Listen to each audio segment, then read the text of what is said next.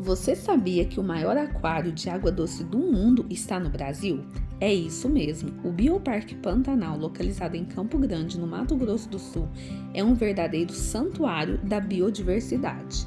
Com mais de 30 tanques e 200 espécies de peixes, o espaço impressiona não só pela beleza, mas também pela missão de educação ambiental, pesquisa e conservação. Se você ama a natureza, quer aprender mais sobre o nosso ecossistema ou só curtir um passeio incrível com a família, o Bioparque Pantanal é uma parada obrigatória. O Bioparque fica aberto de terça a sábado, das 8h30 ao meio-dia e depois de 1h30 às 5h30.